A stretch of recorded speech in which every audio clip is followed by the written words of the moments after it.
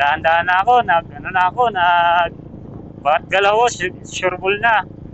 Siyempre, nag-aaral pa lang ako, di ba? Then, second time, yun naman yung pangalawang binyag niya. Nung pinsan ko naman, inuwi ko siya ng San Mateo. Ewan ko sino may birthday nun. Basta may event nun dun sa Dulong Bayan nun. Nag-rent ng resort. Then tinesting nito, Rodel, yung mga kasama natin mamaya. Yung naka Honda Wave 125S. Napaka-rare din nun. Tinesting niya, dinrive niya doon sa may lupa. May lumot. Dumulas siya, nadaganan naman siya. Hindi siya makatayo nung nadaganan siya. Then, pangalawang binyag niya nga. Tapos, pangatlo naman, nitong August 4 din, last year. Yun yung time naman na aksidente ako. Pero hindi, minimal lang. Talagang nakapag-brake naman, gumana yung ABS niya.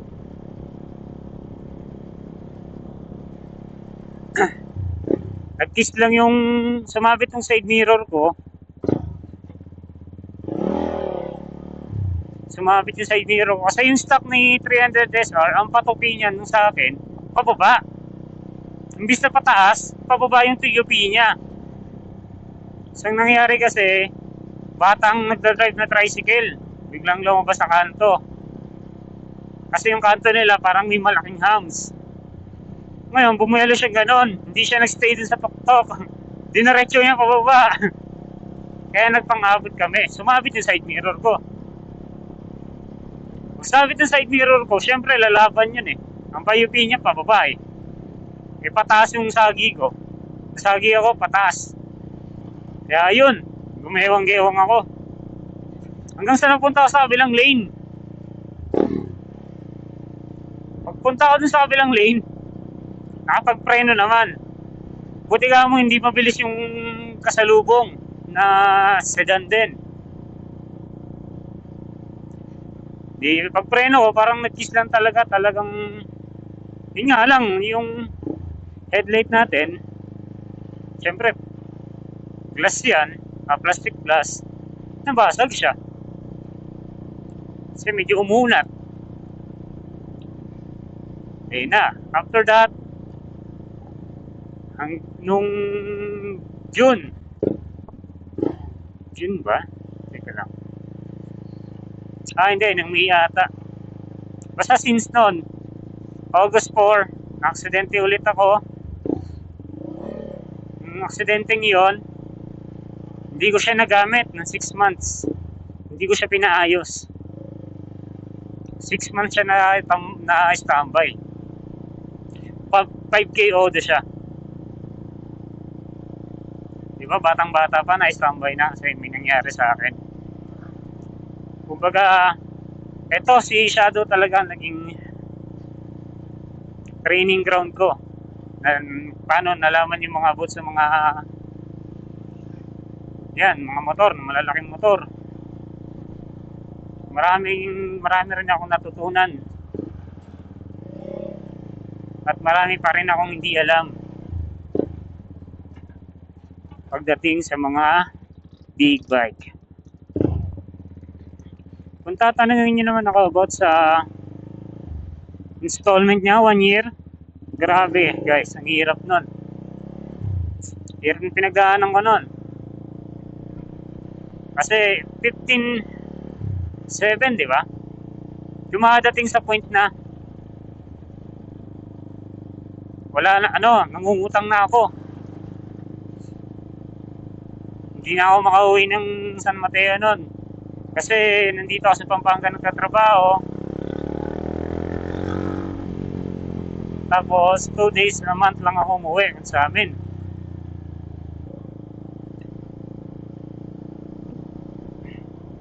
Kaya halos di na ako makauwi nun. Dumadating ako sa point na ganun.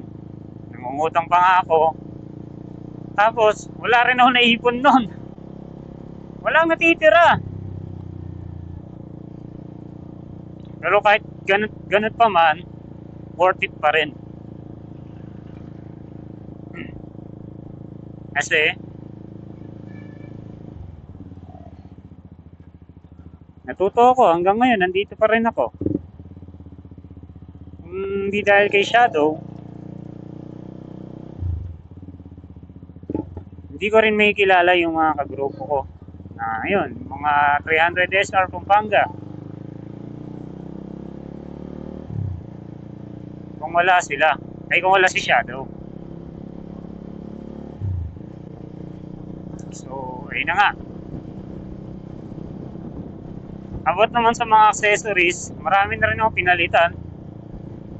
Yung binibuild ko siya, in order ko yung mga parts niya doon sa Shopee.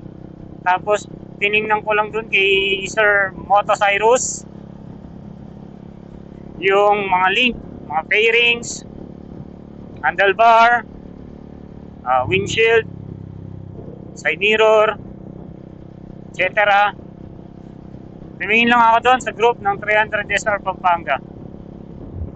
Tapos ito, bibili sana ako ng stock na handlebar. Kaso, nung nakita ko yung post ni Motocyrus, na ito na nga yung silver na handlebar pang 2023 daw. Aftermarket. Ngayon, syempre, napugian ako. Syempre, silver color. Alam, mahilig tayo sa silver color.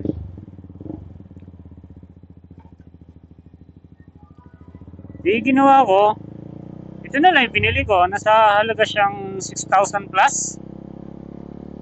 Itong handlebar na to. And then, may isa pa naging problema. Nung isasalpak ko na siya, hindi swak yung pinaka-ihi niya sa gitna. Yung sa dito. Ano ba tawag dito? Pinaka-gitna niya na tubo. Hindi swak. Mababaw yung lalim nung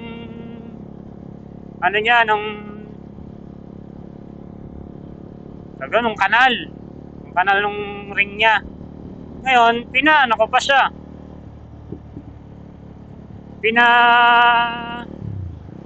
Machine shop ko pa siya.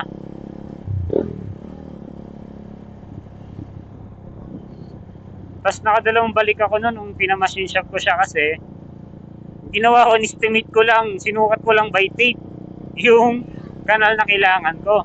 Una, pinagawa ko, tapos sinalpak ko ulit, umuwi ako sa amin, sinalpak ko, tapos pa rin, bumalik uli ako. Sabi ko kaya dagdagan mo pa, kulang pa. Doon, nung pagdagdag ko, okay na daw. Di ginawa ko, umuwi ako sa amin, sinalpak ko. Yun, gumuts na. Kumapit na yung nut niya dito sa ibabaw.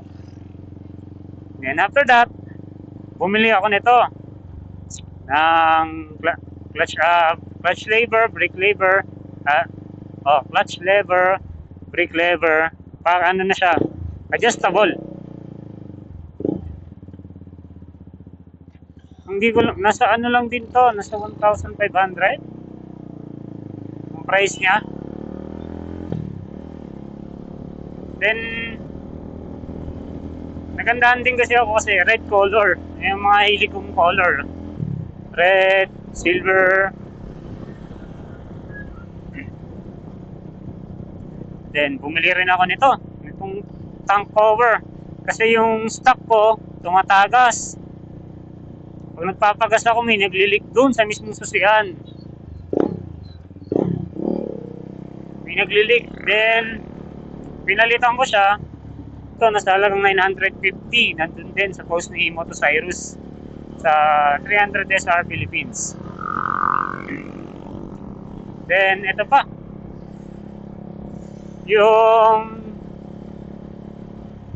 sa gearing. Ano ba tawag dito sa gearing na to?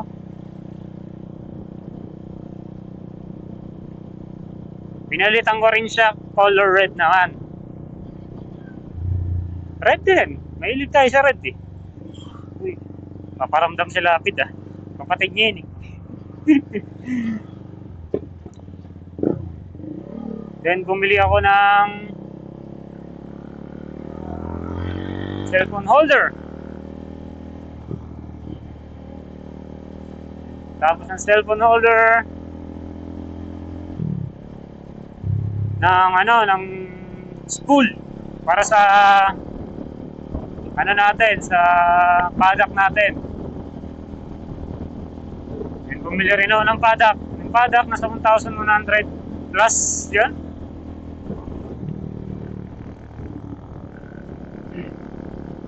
Tapos dati unang 1,500 ko, bawat PMS ko palit talaga filter lahat. Lagi talaga ako nagpapalit ng filter.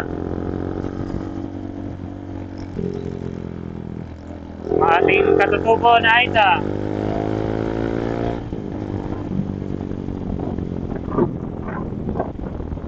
Then ito na, bumili na ako ng Insta360 kasi dati nung unang camera ko is 4K, yung tigpo 1,200 na 4K.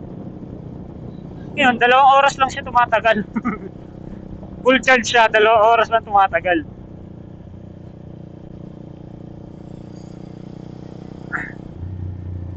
Ngayon, sabi ko kailangan ko ng camera ng medyo matagal. Yung kakayanin yung biyahe hanggang San Mateo to Pampanga to San Mateo. Kasi katotal yung biyahe ko noon, Pampanga to San Mateo is 3 hours. Medyo matagal. Hindi naman tayo pumapalo sa mga rides natin. Depende na lang sa mga overtaking o kaya pagkasama natin yung grupo natin. Ngayon, kailangan ko ng camera. Tsaka bumili rin ako nito ng intercom para din kasi sa mga pagsalita ko sa camera. Naging tanga pa nga ako nung kinabit ko to eh. Hindi ko alam kung paano. Nanood pa ako sa YouTube kung paano ikabit. Tapos, nakita ko tong X4 na binlog ng isang vlogger. Yung feature niya about sa editing ng AI. Hindi ka na mahirapan, AI yung mag-edit para sa'yo. Panood ko lang yon. Sabi ko, ang ganda nun. Ako kasi, hindi ako ganun kagaling sa editing. Sabi ko, mas okay to, yung camera na to. May sarili ng isang click mo lang, yung AI na mag-i-edit para sa'yo. Yung X4 na Insta360. Sabi ko, mas okay to, ganito. Biglaan ulit. Nag-purchase ako ng Insta360 X4. And itong stick na gamit natin ngayon is kay Sir Kevin na pinaglumaan niya totally. Ayaw ko nga ba't ayaw nyo na gamitin. Maganda naman, buo naman.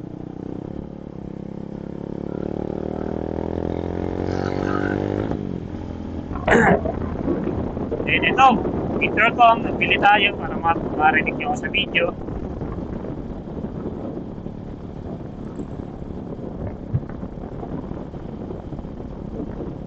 Then gumawa na ako ng channel sa YouTube channel. Sabi ko, alam pa ako sa asawa ko na mali-vlog ko kaya yung bawat rides namin. Pero totally, wala akong balak maging, alam mo yung sikat na vlogger or what. Sabi ko, sayang kasi. Ang dami kong napupuntahang lugar, hindi ko nabibidyoan. So, sabi ko sa asawa ko, mahal, i-video ko na lang kaya. Before ako mag-take ng Insta360 X4. Sabi ko, sige. Sabi niya, sige daw. Videoan ko kasi sayang nga naman daw. At salamat din ako sa asawa ko, pinayagan ako. Sa mga ganitong hilig ko. Ay ko, ang lubak.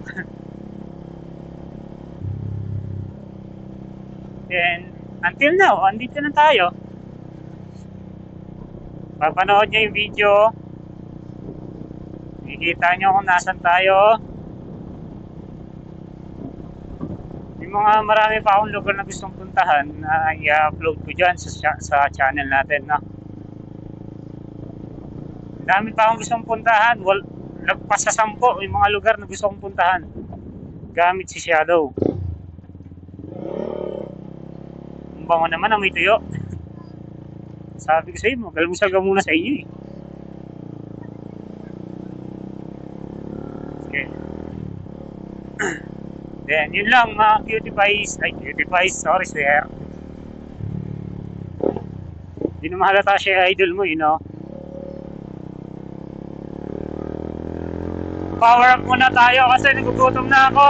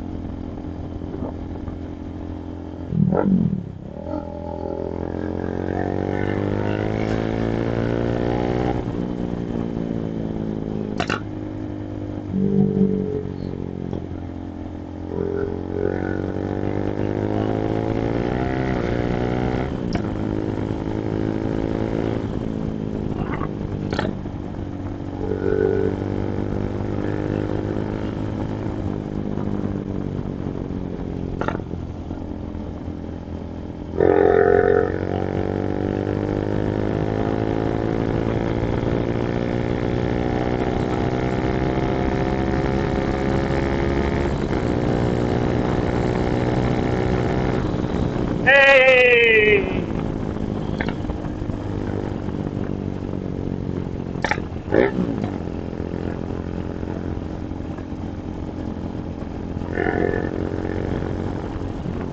Up!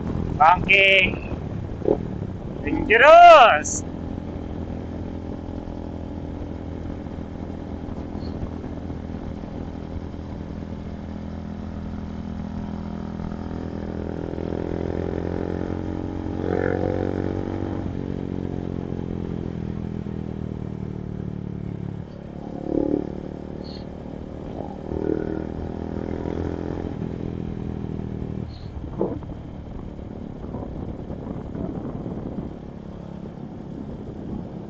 Madadaanan natin yung ano.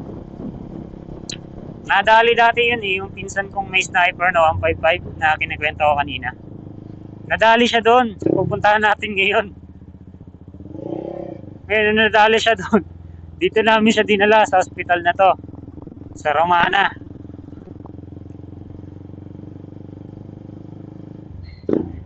Nag-overshoot sila doon sa pinuntahan natin. May pupuntahan natin ngayon. Nag-overshoot siya doon sa daanan. Shoot talaga sa kanal eh.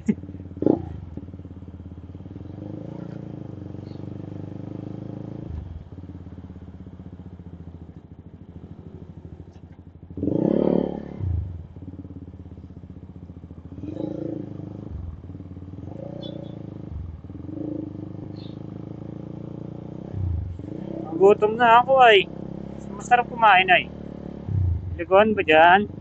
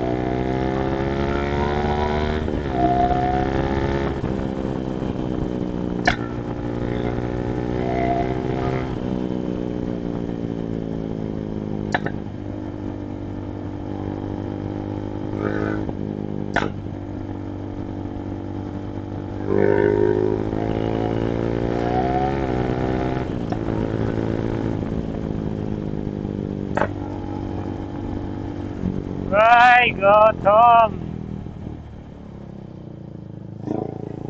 Shit. Yan tayo dun. Tanga ko dun sa part na yun. Sorry sir. Natulala ako dun sa kotse.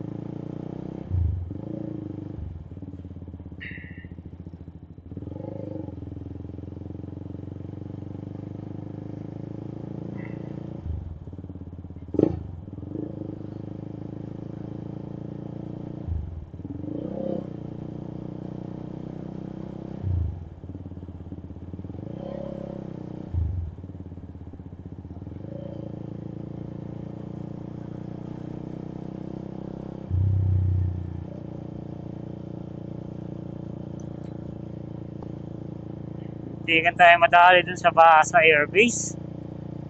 Jeez!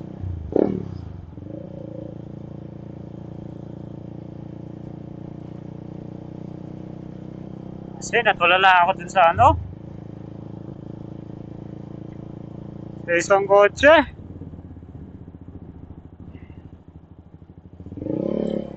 Sabi ni, gutom ka kasi. Kaya nangangamote ka, Justin eh. Kang babiyahe kasi ng gutom.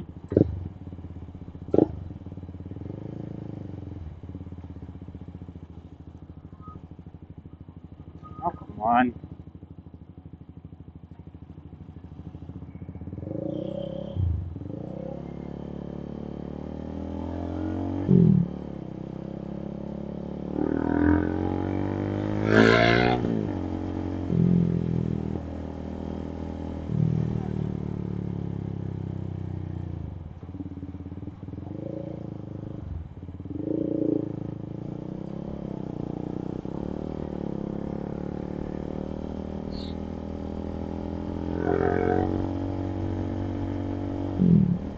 Wala ba tayo makakainin dyan?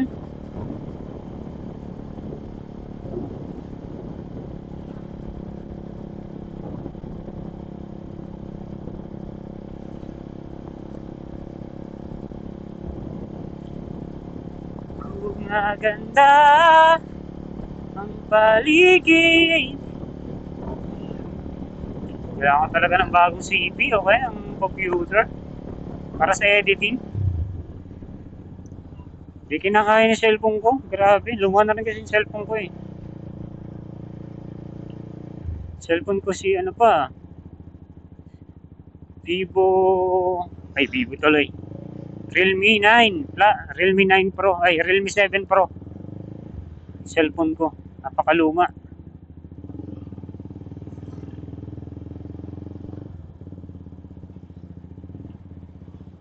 Pero hanggang ngayon buhay pa siya.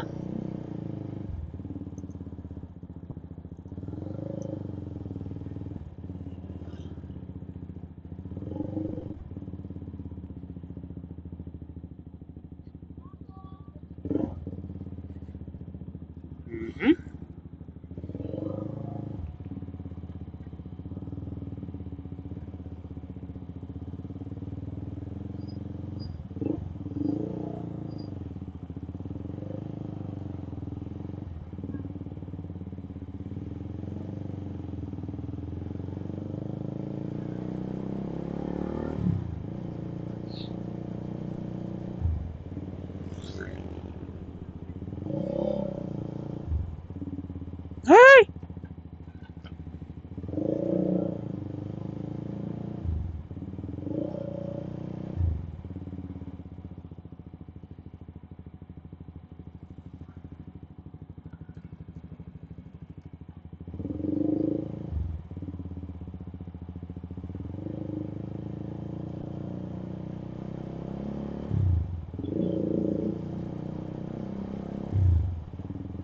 Ganda yung tulay dito kala ano, Earl. Ayun.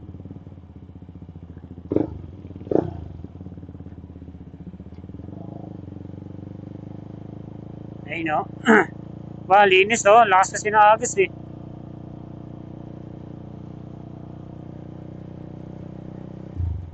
Barangay Pabanlag. Kung ano ah.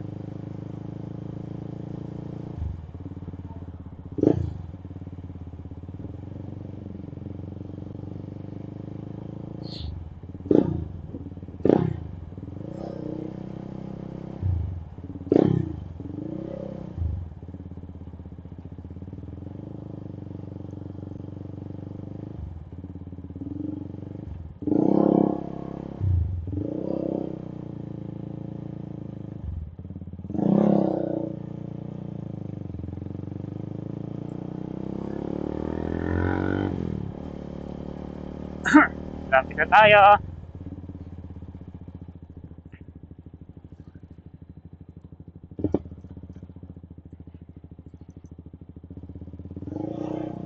Turo ko sa inyo kung saan nadali yung Sniper 155.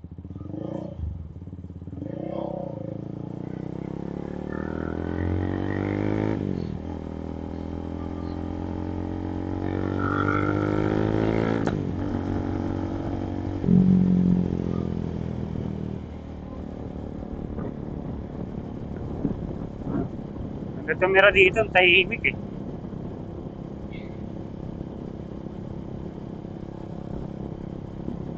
Ay! Malalim din yun ah. Ito po. Ito po.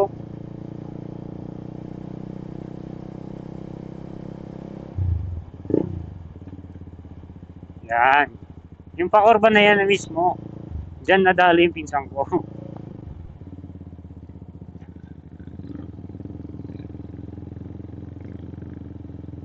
Ayan o. Yan mismo. Diyan siya nadali. Yung pa-urban na yan.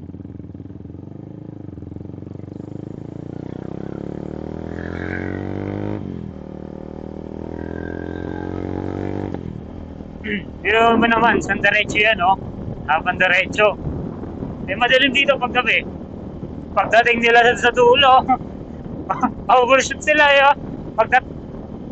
Pagdating ko doon, mabagal lang kasi takbo ko, 40 lang takbo ko lang sila. Nagpaunahan sila ng Sniper, Raider 155, FI, tsaka ng NMAX. May paghabulan siya doon. Tapos, yun nga, nadali siya doon sa dulo.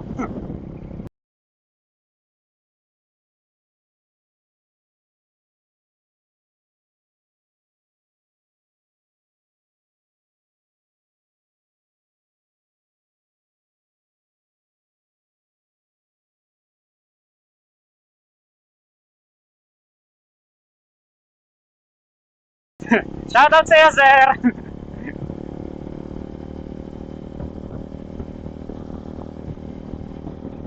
Nadal, akala niya kabisado yung daan. Akala niya kabisado niya yung daan. Ayun. Pagdating sa dulo, shoot siya dun sa kanan. Wasak yung sniper niya eh. Pero buti ka mo pumasok na insurance. Kasi kung hindi pumasok na insurance yon, 40 mil ang gagastusin niya pang paggawa.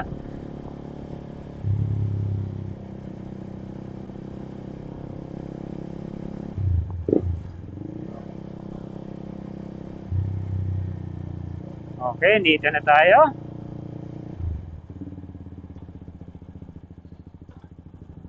Sa pugad ni Earl.